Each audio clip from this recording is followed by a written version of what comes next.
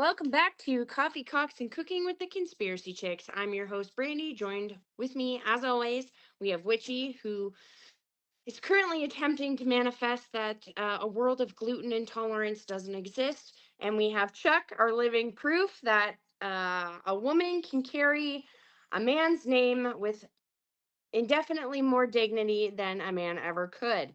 Today, we're trekking into our own neck of the woods, the Great White North, for an episode on Canadian killers.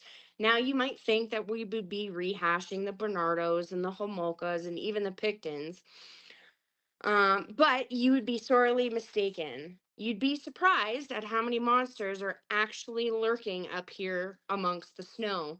Turns out Canadians are famously polite right up until the moment they turn you into a DIY project in their basements. Start us off today. We have Chuck. Why don't you tell us who you want to talk about? I want to talk today about Alan Legier, the monster of Miramichi, because that's local. It's like 2 hours away from me. So I'll just get right into it. Before he was the monster, he was just Alan. Born on February 13th, 1948 in Chatham, New Brunswick, Alan Joseph Legier grew up in the very woods that would one day become his hunting ground. To understand Legier, you might have to understand the Miramichi. It's a region defined by its river, its grit, and its isolation. In the 1950s and 60s, it was a place where everyone knew your name and they knew Alan's. He wasn't a criminal mastermind. He was a petty thief, a mechanic, and a man with a deep simmering inferiority complex. Psychologists would later point to a destabilizing childhood, a home life marked by disadvantage and a lack of emotional grounding. By his 20s, he was already a career criminal, drifting in and out of the justice system like a ghost. But in 1986, the petty crimes ended. Legier, along with two accomplices, broke into the home of John and Mary Glendinning. They weren't just looking for money, they were looking for power. John was 75 years old, a kind shopkeeper. Legier beat him so badly, he died of his injuries. Mary was left traumatized. Legier was caught and sentenced to life. And that should have been the end of the story, a violent man behind bars. But the system made a mistake. They forgot that Alan Legier was a student of Locke's. On May 3rd, 1989, while being transported to a Moncton hospital for an ear infection, Legier used a sharpened piece of a TV antenna hidden in his body to pick his shackles in a hospital washroom. He walked out, abducted a woman in the parking lot, and disappeared into the New Brunswick brush. The 201-day count had begun. For 25 days, the woods were quiet. Then, on May 28th, the silence broke. Annie Flam was 75 years old. She ran a grocery store in Chatham, a woman who represented the old school safety of the Miramichi. Legier broke into her home, beat her to death, and assaulted her sister-in-law, Nina. But it was what he did next that would become his terrifying signature. He set the house on fire. Imagine being a neighbor, watching the smoke rise, knowing that a convicted killer was somewhere in the trees, watching you back. This wasn't a crime of passion, it was a crime of erasure. He wanted to burn away the evidence of his existence. The RCMP responded with force. Hundreds of officers, helicopters with infrared cameras, and canine units flooded the valley. But they were outsiders. Legier was a local. He knew the back 40 of every woodlot. He knew which hunting camps were stocked with canned goods and which ones had wood stoves. He moved like a phantom, lighting fires only during the day so the smoke would be lost in the haze, and the heat wouldn't show up on the police's thermal imaging against the sun-warmed rocks. By October, the Miramichi was a fortress. People stopped going to work. The local economy dried up because no one would leave their homes at 4 p.m. This was a community that used to leave their keys in the ignition. Now they were buying every shotgun and deadbolt within 100 miles. On October 13th, the terror reached a fever pitch. Linda and Donna Daphne were sisters living in Newcastle. Linda was a nurse, 41. Donna was 45. They were found in their home, murdered with a level of ritualistic brutality that the RCMP had never seen. In a detail that still haunts investigators, Legier reportedly tucked one of the sisters into bed after he murdered her. It was a display of absolute ownership. Once again, he set the house on fire. The final blow came on November 16th. Father James Smith, a 69-year-old priest, was found beaten to death in his rectory. For a heavily Catholic region, this was the ultimate desecration. If a priest wasn't safe in his rectory with 500 police officers patrolling the streets outside, who was? The Miramichi wasn't a community anymore. It was a collective case of PTSD. People were sleeping in their living rooms in shifts. If a twig snapped in the yard, a dozen porch lights, what they now call Leger lights, would flick on in unison. The end came on November 24th, 1989, in the middle of a blinding snowstorm. Leger hijacked a taxi and then a transport truck, but the driver was smart. He signaled the police. On Route 118, the RCMP finally cornered him. The monster didn't go out in a blaze of glory. He surrendered quietly, almost casually, as if he was bored of the game. But the trial in 1991 brought a new kind of drama. This was the first time in Canadian history that DNA profiling was the centerpiece of a murder trial. The defense, led by Weldon Furlot, came up with a desperate strategy, the Miramichi defense. Furlot argued that the Miramichi was a genetic island. He claimed that because the community was so tight-knit and isolated, everyone's DNA was essentially the same. He tried to tell the jury that the blood found at the crime scene could have belonged to any man in the room. It was an attempt to turn the community against itself. But science won. Experts from around the world testified that even in a small town, the odds of the DNA belonging to anyone but Leger were 1 in 310 million. The jury didn't hesitate. Life in prison. As of today, in early 2026, Alan Leger is 77 years old. He is held in the Special Handling Unit in Quebec, the highest security level in the country. In his recent parole hearings, he has been described as a master manipulator who still lacks even a shred of remorse. He is an untreated predator who, the board says, would kill again if given the chance. But his true legacy isn't in a prison cell. It's back in the Miramichi. If you drive through those towns tonight, Chatham, Newcastle, Nelson, you'll see them. Bright industrial floodlights on the eaves of the houses illuminating every corner of the yard. They've been burning for over 35 years. They are a permanent mark of a summer when the woods were a prison and a neighbor was a monster. Alan Leger took the lives of 5 people, but he took the peace of mind of an entire generation. And in the Miramichi, they still aren't ready to turn off the lights. Did you guys ever hear about Alan Leger before? No, that's so fucked. No, I've I never heard like of that him. it was the first DNA trial in Canada. That's crazy. That is. Holy shit. Did anybody ever interview him and find out why? I have never seen him interviewed. I've watched a few documentaries on him. I mean, maybe there is. Let's find out. Because How it'd do you be spell the last name? Leger is Legere. Uh, like if professionals or whatever have ever tested him or talked to him or. yeah. I think he's just a psychopath. He Um, raped all those women too that I Jesus. talked about. That's how they got his DNA. That's why he kept trying to burn everything, every crime scene he was at. It does. I'm not seeing anything about him being interviewed by any like news or psychologists or anything like that. No, I didn't see that when I was researching. I didn't see him. I'm surprised, actually. That's crazy. That Yeah, would have been a big deal around here for sure. Yeah. First time I heard of the story actually was from an elderly client of mine. Really? Yeah, she told it even better than that. She made it so spooky and scary because she lived there. Right. She lived across the road from the sisters that were murdered. Yeah. It could have been her. It could have been her. He's a creepy looking motherfucker. Let's just say that. Ooh. Witchy, why don't you tell us about your serial killer?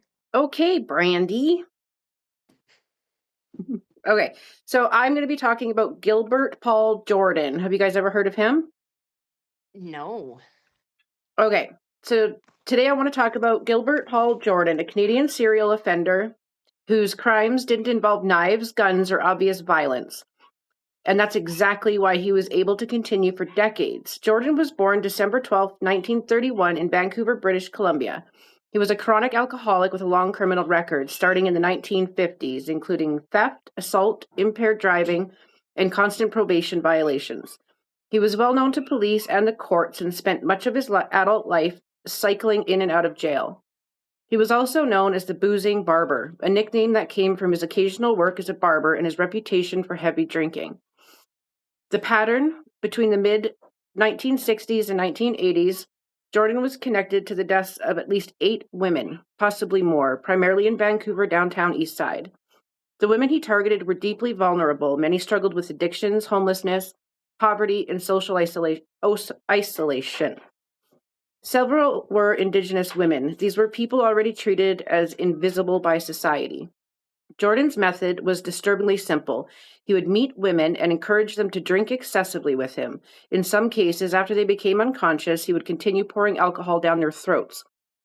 The cause of death in most cases was fatal alcohol poisoning. There were no obvious signs of assault, and as a result, most of these deaths were ruled accidental. Jordan was frequently found with the victims at the time of death. He was often the last person seen with them, and yet case after case was dismissed. The prevailing attitude was that these were just addicts who drank themselves to death. Their lives were not investigated with urgency or care. The deaths didn't raise red flags because they fit a narrative society was already comfortable with. Jordan wasn't invisible to authorities. He was well known, but the victims were. The case that finally stuck. In 1987, Vanessa Lee Buckner died after drinking with Jordan. This time, investigators pushed harder. Witness testimony and evidence showed a clear pattern of cohesive drinking. In 1988, Jordan was convicted of manslaughter and sentenced to 15 years, later reduced to on an appeal. He served approximately 6 years before being released. Despite being linked to multiple deaths, this was the only conviction ever secured. Jordan continued to have legal issue after he was released and died in 2006 at the age of 74. His case remains deeply disturbing, not because of how complex it was, but because how avoidable it may have been. The story isn't just about one man, it's about how violence can hide in plain sight, how addiction can be weaponized, and how the justice system repeatedly fails people living in the margins.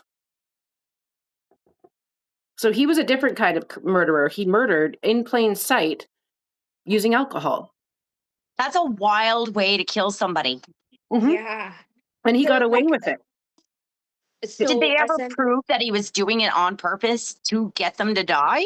I believe at one point he confessed. Before he died. Wild. Probably on his deathbed. Yeah. Yeah, that's crazy because like as an onlooker and as like a police investigator, you just think, okay, well, this person has a known history of addiction and they've literally drank themselves into alcohol poisoning and fucking died. Right? And that brings up a huge issue in our society. 100%. Like how that could still be happening till this day. Right. Like how easy would it be to kill somebody by just forcing them to drink and drink and drink?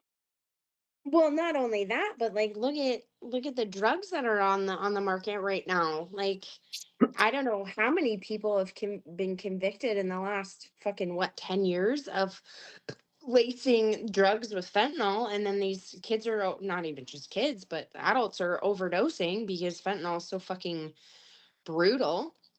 And now I wonder if that case was like the caveat to what am I trying to say here? Like people being charged with manslaughter or whatever for dealing drugs and stuff that are laced with toxic chemicals like fentanyl and stuff. I wonder if alcohol would be so much harder to prove though because it's legal, right? Well, yeah, so is essentially so is fentanyl, but it's not legal for distribution, but like doctors can prescribe it all they fucking want.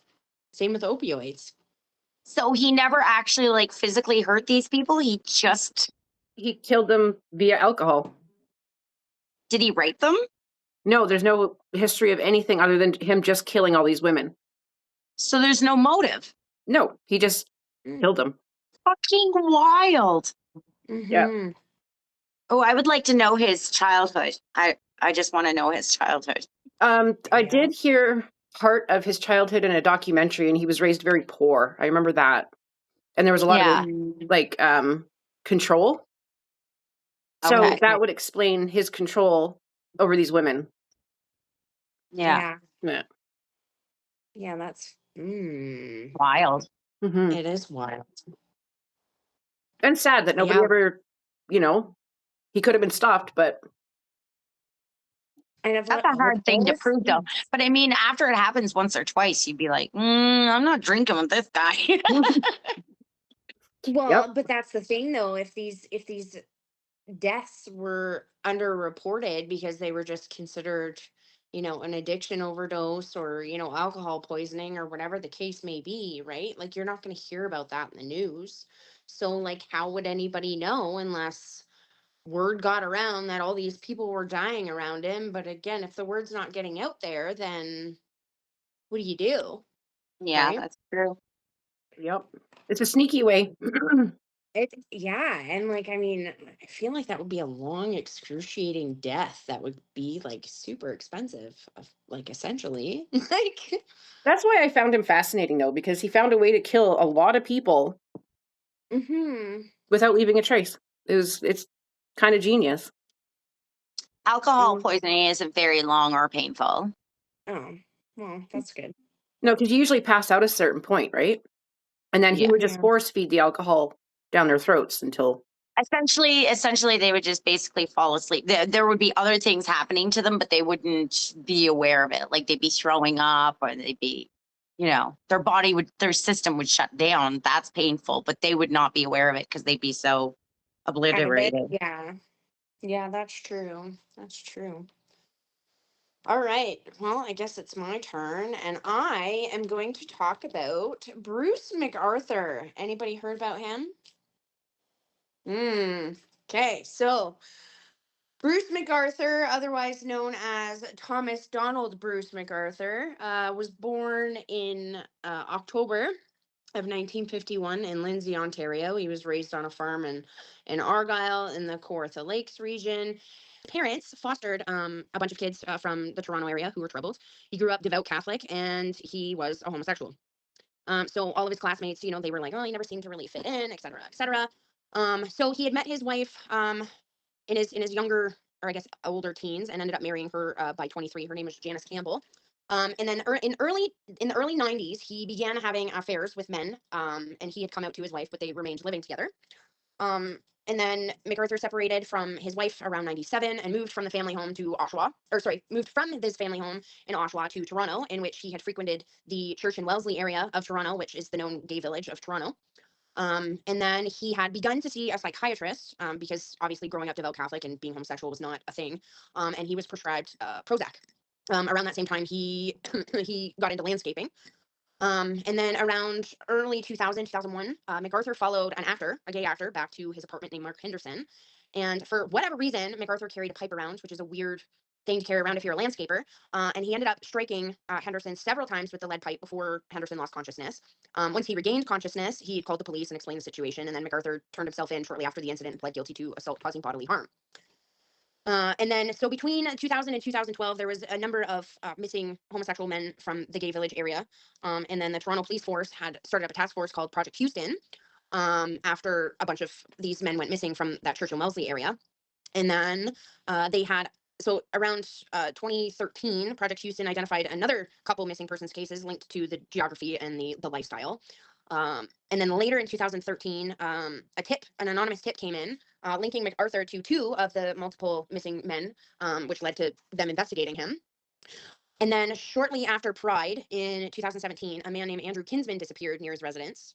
And then they had launched. So at this point, there was 5 or 6 missing gay men from that bar area in Toronto. Um, so the Toronto Police Force revisited the Project Houston and changed it to Project Prism. And then also, after he was linked to the two of the missing men, obviously they investigated him, didn't come up with anything suspicious, so they carried on their investigation. Um, and then by November of 2017, there began the fear in that area that there was a serial killer on the loose because all of these men kept disappearing. So, and obviously in 2017, we have a lot more advances in technology and all the stuff and all the things. So police had tracked down surveillance footage around Andrew Kinsman's apartment, and they had noticed that somebody matching his description had approached a red minivan.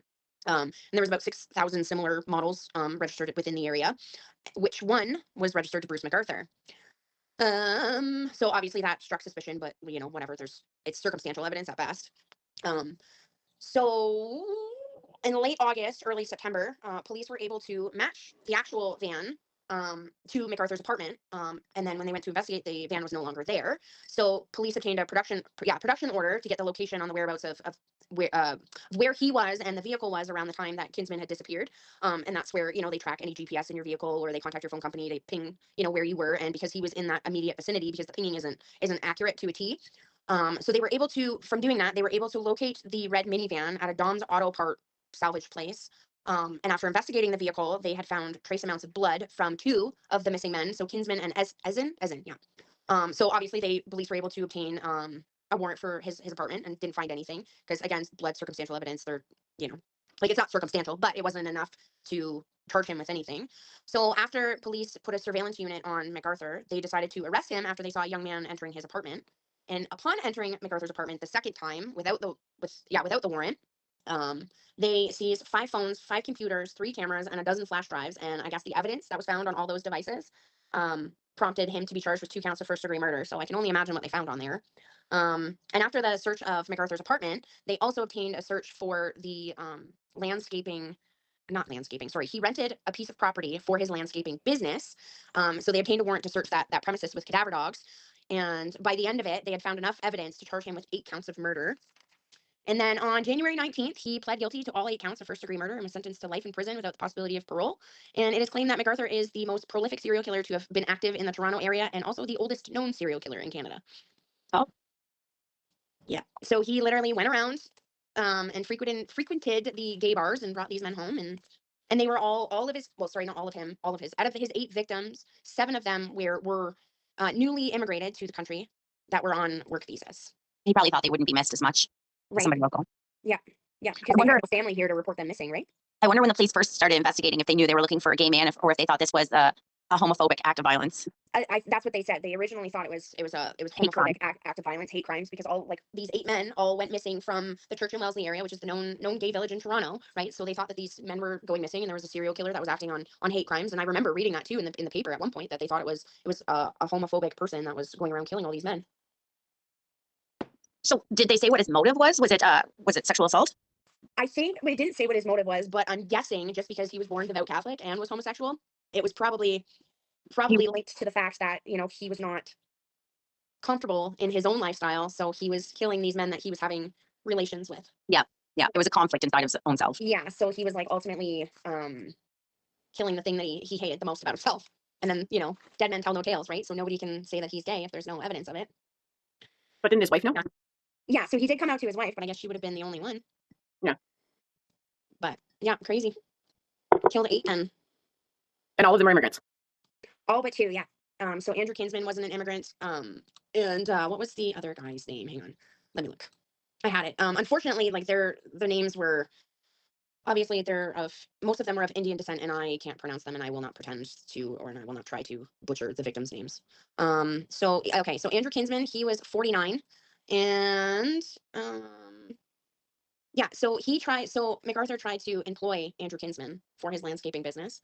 And then there was Dean Listowick, who was 43 or 44 years old. And he was a former drug user and sex worker, and he was homeless. But all the other ones were immigrant. This one was also an Afghan immigrant. Another one was a refugee from Iran, a Turkish citizen, and an asylum seeker. So he clearly had I guess a type. He was targeting people who didn't have family that would miss them. Right. Like, of immigrant descent. Yeah, but then there was even a homeless man, right? Yes. Yeah. Exactly. He wouldn't be missed. That was his thinking. Right. Well, and it wasn't until Andrew Kinsman's disappearance, who was a local, that they actually really started to deep dive into Bruce MacArthur, because his vehicle was spotted around Kinsman's place of residence. But yeah, he clearly had a profile of who he was looking for. But yeah, so from 2010 to 2015, he had killed eight men. They always get caught, though. Yep, they do. They always slip up. Yep. Well, and again, too, like we're talking about 2017. That really wasn't that long ago. No. Even in 2010, like we all had smartphones in 2010. I think it was probably one of the first smartphones that came out, and everybody had pictures and cameras and security footage and traffic light cameras, and a lot of shit was digital then too. So could scan photo enhancements and all the things. So Yeah. yeah, Remember crazy. that, folks. You'll always get caught. Absolutely. So don't try to kill us. Yeah. We can try. Right. You won't win. Yeah, well, you never know. So now that we've discussed these three serial killers that most people probably don't know, I do want to discuss further, maybe some horrific crimes that have happened in Canada that maybe we wouldn't know about. I know for one, there was one that was very close to me when we lived back in Ontario, and that was Dylan Millard and Mark Schmidt. I don't know if you guys ever, because again, Ontario, but so there was a man named Tim Bosma who had put his vehicle up on Kijiji to sell. And then he just disappeared from his home in Ancaster.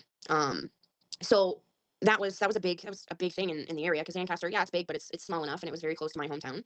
But it turns out that Dylan Millard and Mark Schmidt were the responsible parties for killing Tim Bosma. So Dylan Millard, he was born into a wealthy family. Like his dad was an air pilot, and he owned an aircraft hangar, and all the things. And then you got Mark Schmidt, who was born to a middle class family with an extensive criminal record involving petty offenses, drug possession, DUIs, mischief, failure to appear, breach of conditions, yada yada yada. So Schmidt made a living basically selling drugs and cigarettes, and he worked at odd jobs at Millard's dad's airplane hangar. So Miller and Schmidt were introduced to each other in 2016, and by 2011, their friendship grew. By 2012, Schmidt and his girlfriend moved into the basement suite of the Millard family home. And around that time, Millard began to, him and a bunch of other friends, including Schmidt, went on these missions to steal contracting equipment, landscaping equipment, and even trees, which is bizarre to me, because somebody who, has a dad who's a pilot and owns his own airplane hangar, you'd be like, well, why wouldn't you just buy this equipment? But yeah, they were going around stealing it from job sites and stuff. So in 2012, I think, hang on, let me just double check here. 2012, was it 2012? Yeah, so no, sorry, not 2012. Never mind, I'm skipping ahead. So in May of 2013, Tim Bosma, like I said, unknown to both parties, posted his truck for sale on Kijiji, and they had contacted him requesting a test drive. So they arrived at Tim Bosma's residence on foot, which is weird because they're from the Oshawa, Toronto, Etobicoke area, which is a long drive to Ancaster. They arrived at about 9:20 on May 6th of 2013. They assured Tim Bosma's wife that they were dropped off by a friend, and they would be back shortly, et cetera, et cetera. And then none of the three men ever returned. So after several hours, obviously she does what any wife would do and reports her husband missing. So obviously Hamilton Police Services treated his disappearance as a missing case with unusual circumstances, because he went out for a test drive and then just never came home. So the police services quickly learned that the phone that these parties used to contact Bosma about the test drive was a burner phone. So they weren't able to figure out who it was registered to, but they could get call logs. And then, so by doing that, they had found that the two of them, so Schmidt and Millard, they arranged to have two other test drives prior to Tim Bosma's disappearance. So the one they didn't show up for, and the other one they did show up for, and the gentleman who was selling his truck, described, the man as, the one man is carrying a satchel and the other one having a tattoo of the word ambition on his wrist. And then, so on May 9th, they located Tim Bosma's deactivated phone in the industrial area on the west side of Ancaster, closer to Brantford, which is my hometown. And then, so from there, the Peel and Toronto police advised the Hamilton police about Millard and Schmidt, who matched the description of what the other person who they took their test drive for the vehicle for. So from there, obviously in around beginning of May, Millard was arrested because he matched the description. And then on May 12th, they discovered Tim Bosma's truck located in a trailer in the driveway of Millard's mother's house. Not very suspicious, or inconspicuous, I should say. By May 14th, they confirmed that Bosma was deceased. And then Schmidt was arrested shortly after on May 22nd. Now so during the trial, obviously they seized, during the arrest, obviously they seized Millard and Schmidt's phones, and they ended up linking him to the disappearance of Laura Babcock, who her remains have never been found, but apparently she was involved in a bizarre love triangle between the two of them. And yeah, so they ultimately charged both of them with her murder, because she was last seen in July of 2012. And then in November of 2012 as well, they found Millard's father dead via gunshot wound to the eye, and Dylan was charged individually for his murder. So you have a wealthy rich kid and a poor criminal becoming friends, and then just killing people at random. And this was local to where you lived, right? That is correct. Yep. How Crazy. much time did they get?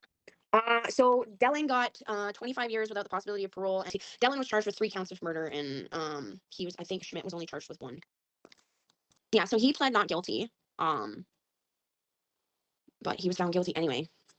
Okay, so Millard was found guilty of first-degree murder of the death of his father, and then he was charged with the death of Laura Babcock.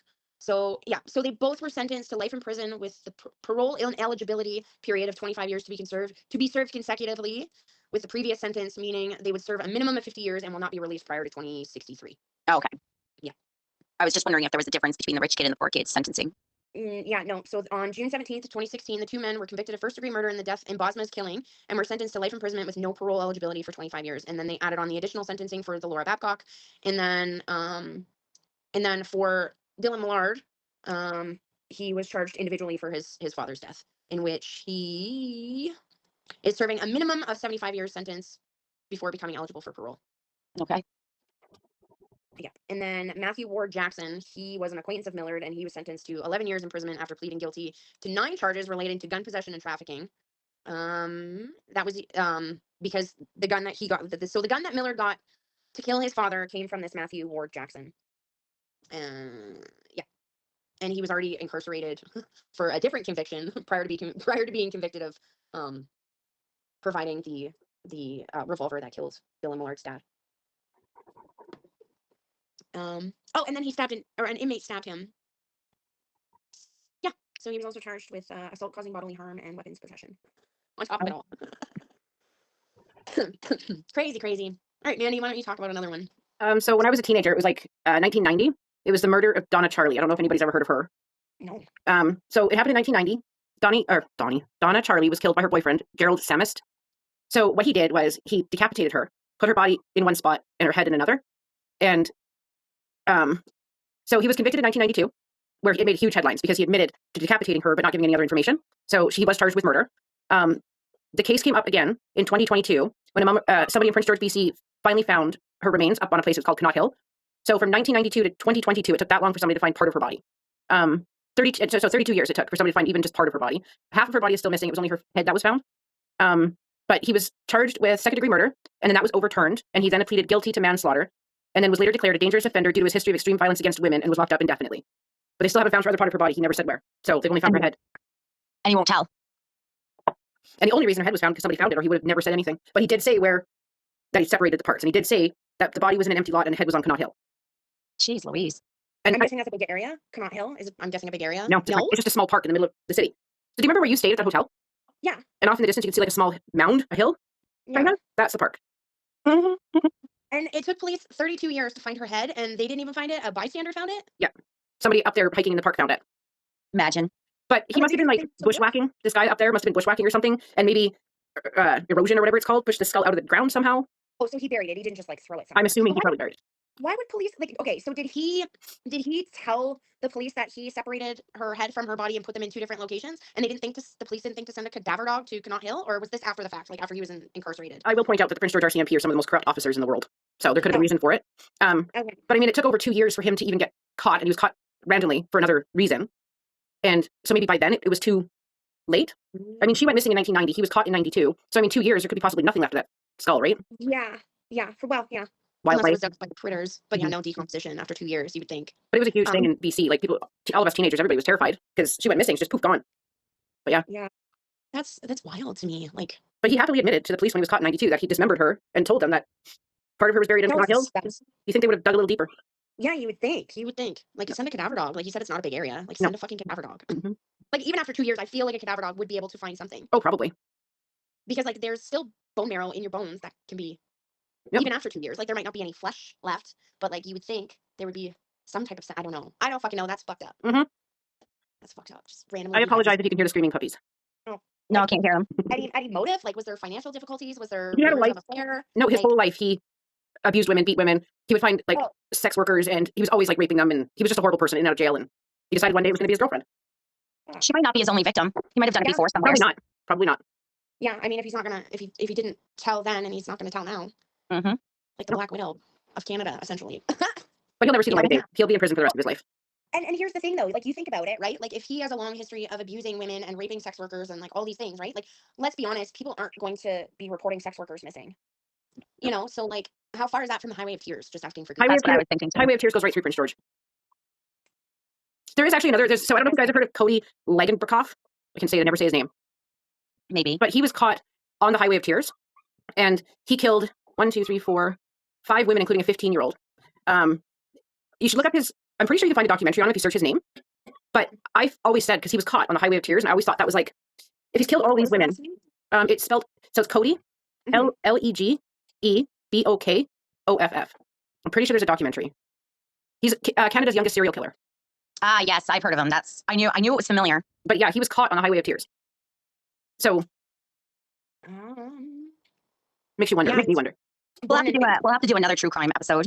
yeah, on the youngest ones, like the youngest or youngest convicted or whatever. Mhm. Yeah, so he's born in 1990, I guess. Yeah. Yeah, so just quickly, after his arrest, in connection with Leslie, I don't see her name. The 15-year-old Lauren Leslie. Maybe it just says Leslie's death. So Yeah, maybe. so it's probably Lauren Leslie. She was the last one. She was 15. Yeah, he was linked by DNA analysis to the deaths of Jill Stacy Stashikock, Cynthia Frances Maz, and Natasha Lynn Montgomery. That's crazy. Yes, Yeah. Lauren Dawn Leslie. Yeah, they just randomly pulled him over on a logging road on the Highway of Tears, and that's how he got caught. Yeah, Leslie was the 15-year-old. That's crazy. Yep. Hey, Chuck, why don't you go next? I do have one, and you guys have probably heard of it. Mine's in story format, so. On the night of July 30th, 2008, a mundane bus ride across the Manitoba prairies turned into a scene of unimaginable carnage. Tim McLean, just 22 years old, was sleeping with his headphones on when the stranger next to him, Vince Lee, suddenly produced a large hunting knife. Without a word, Lee began a relentless, frenzied stabbing motion into McLean's neck and chest. As the driver fled, terrified passengers watched from the highway shoulder, the interior of the Greyhound became a literal slaughterhouse. The details of the 4-hour standoff that followed remain among the most disturbing in Canadian history. Lee completely severed McLean's head and brandished it at the windows, taunting the officers and passengers standing outside in the dark. During the standoff, Lee was observed consuming parts of McLean's flesh. He had removed several internal organs and was seen eating them while pacing the blood-soaked aisle. When police finally breached the bus, they found body parts stored in plastic bags. McLean's ear, nose, and tongue were later found in Lee's pockets.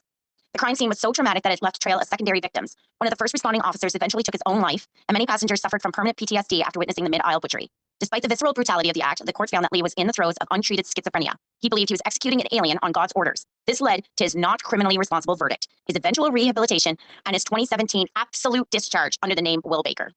Which means he's free. He's free. And he's not even monitored. I remember hearing about the Greyhound bus incident, but like I didn't realize it was that grotesque and that graphic. Me Yeah. too. I thought they Like, just cut his head off. Yeah, No. like I knew that he cut his head off, and like it was like unprovoked or whatever, like it was an unprovoked attack. But like I had no idea it was as graphic as him like eating his. That's gross. He completely mutilated him. And 4 hours, this man just kept cutting off body parts and eating on them.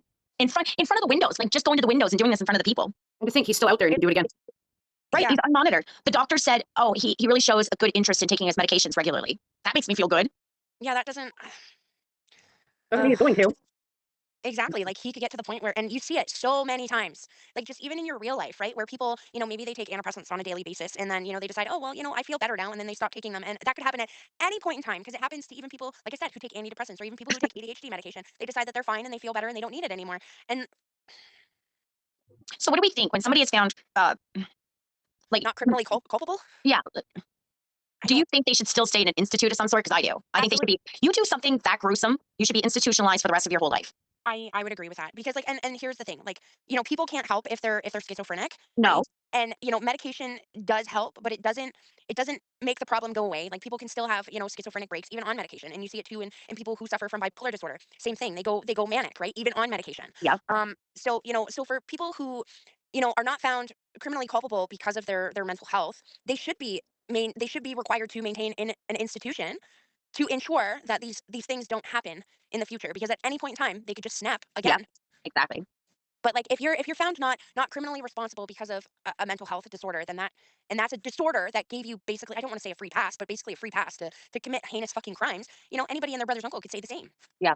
And it is a shame for people that do suffer from schizophrenia and the things that make them go bonkers like that. But at the same time, like if that was me and I did something like that, I feel like I should be locked up for everybody else's safety. Like I wouldn't want to do that again. Once I came back to myself in reality, I'd be like, no, like you need to keep me because I don't want to ever do that to somebody else again. But I guess the question is too, like if you are in a schizophrenic break, right? I guess you'd have to talk to somebody who's schizophrenic. But like I wonder if do they remember? Because if they don't remember, then that might be where the desire, I don't even want to say desire, but I think they do. Well, yeah, he would have to remember because he admitted that he thought he was doing it. He was executing an alien under God's orders, so he knew he did it.